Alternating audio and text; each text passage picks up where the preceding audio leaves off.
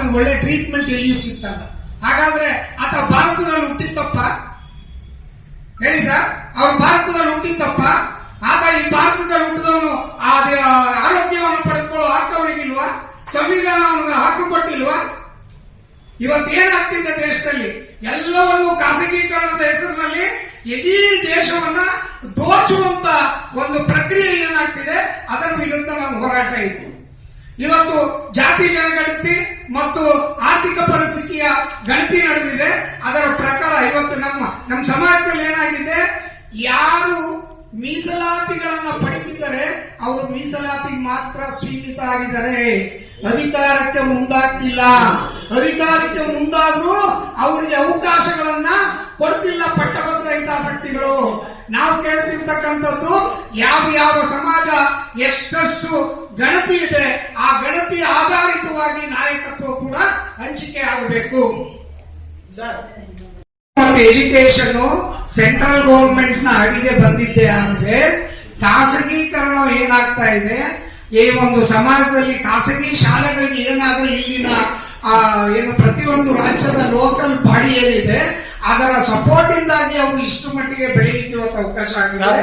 ಆ ಒಂದು ಅವಕಾಶ ತಪ್ಪುತ್ತೆ.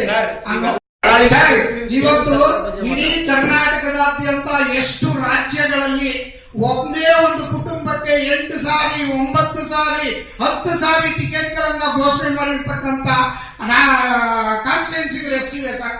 ನೀವು ಗೊತ್ತಿಲ್ಲದೆ ಇರ್ತಕ್ಕಂಥದ್ದೇನಿಲ್ಲ. ನಾನು ಕೇಳ್ತಕ್ಕಂಥದ್ದು, ಈಗ ಬಾಬಾ ಸಾಹೇಬ್ ಅಂಬೇಡ್ಕರ್ ಅವರು ಹೇಳಿದ್ರು, ಯಾವ ಸಮುದಾಯಕ್ಕೆ, ಯಾವ ಕೋಮಿಗೆ, ಯಾವ ವರ್ಗಕ್ಕೆ ರಾಜಕೀಯ ಅಧಿಕಾರ ಸಿಗೋದಿಲ್ವೋ ಅದು ಕ್ರಮೇಣ ನಾಶವಾಗ್ತದೆ ಅಂತ. ಇವತ್ತು ಒಂದೊಂದು ಕ್ಷೇತ್ರಗಳನ್ನ ನೀವು ತಗೊಂಡ್ರಿ ಅಂತಂದ್ರೆ 5 ಸಾರಿ 10 ಸಾರಿ MLA ಆಗಿರ್ತಕ್ಕಂಥವ್ರು ಅವರವರೇ ಅವ್ರ ಕುಟುಂಬದವರೇ ಆಗ್ತಿದ್ದಾರೆ. ಹಾಗಾದ್ರೆ ಉಳಿದವ್ರಿಗೆ ಅಧಿಕಾರ ಸಿಗಬಾರ್ದ? ಉಳಿದವರು ಅವರು ಹಳೆಯನ್ನ ಅವರು ಹೇಳ್ಕೊಳ್ಬಾರ್ದ? ಅವರ ಪ್ರಗತಿಯನ್ನು ಅವ್ರು ಮಾಡ್ಕೊಳ್ಬಾರ್ದ? ಯಾಕೆ ಒಂದು ಏನ್ ಹೇಳ್ತಾರೆ, ಕರ್ನಾಟಕ ಸರ್ವತೋಮುಖ ಅಭಿವೃದ್ಧಿಯ ಒಂದು ಕರ್ನಾಟಕವನ್ನ ಮತ್ತು ಅಭಿವೃದ್ಧಿಯ ರಾಜಕಾರಣವನ್ನ ಬೆಂಬಲಿಸಿ.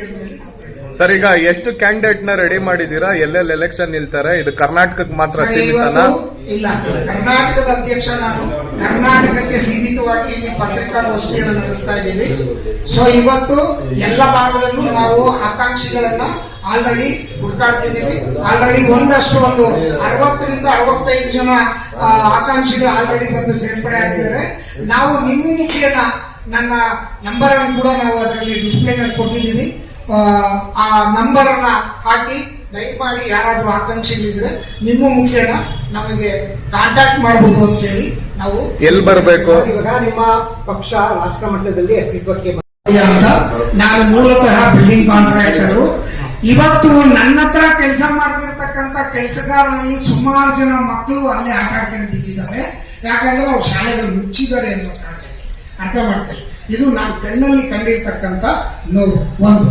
ಎರಡನೇದು, ಕ್ರಾಂತಿವೀರ ಸಂಗೊಳ್ಳಿ ರಾಯಣ್ಣ ಯುವ ಗರ್ಜನೆ ಅಂತೇಳಿ ನಮ್ಮದೊಂದು ಸಂಘಟನೆ ಇತ್ತು. ಆ ಸಂಘಟನೆ 2012-13 ಸ್ಟಾರ್ಟ್ ಆಗಿತ್ತು. ವೈಯಕ್ತಿಕ ನಿಮ್ಮ ಬಗ್ಗೆ ನಾನು ಪಕ್ಷದ ಬಗ್ಗೆ ಮಾತಾಡ್ತಾ ಇಲ್ಲ. ಕರ್ನಾಟಕವನ್ನ GB ಎಲೆಕ್ಷನ್ ಬಂತು ಅಂತ ಹೇಳ್ಬಿಟ್ಟು 3-4 ದಿವಸದಿಂದ 4-5 ಪಾರ್ಟಿಗಳು ಬಂದು ಇದೇ ರೀತಿ ಪ್ರೆಸ್ ಮೀಟ್ಗಳು ಮಾಡಿ. ಅದೇ ವಿಚಾರಕ್ಕೆ ನಾನು ಹೇಳ್ತಾ ಇದ್ದೀನಿ. ಇಡೀ ಕರ್ನಾಟಕವನ್ನ 1,90,000 ಕಿಲೋಮೀಟರ್ ಓಡಾಡಿದ್ದೀನಿ. ನನ್ನ ಸಂಘಟನೆಯಲ್ಲಿ 14,67,000 ಜನ ಮೆಂಬರ್ಸ್ ಇದ್ದಾರೆ. ಎಲ್ಲ ನಾಯಕರನ್ನ ಕ್ರಿಯೇಟ್ ಮಾಡಿದ ನಂತರ ನಮ್ಮನ್ನು ಒಂದು 4,500 ಜನ ಲೀಡರ್ಸ್ ಆದ ನಂತರ ಅವರನ್ನ ಹಿಂತಿರುಗಿ ನೋಡಿದ್ರೆ ಏನ್ ಮಾಡ್ತಿದ್ದಾರೆ ಅಂದ್ರೆ MLAಗಳು MP ಗಳು ಮನೆ ಬಾಗಿಲು ಕಾಯ್ತಿದ್ದಾರೆ. ಯಾಕಂದ್ರೆ ಅವ್ರಿಗೆ ಅವಕಾಶಗಳಿಲ್ಲ.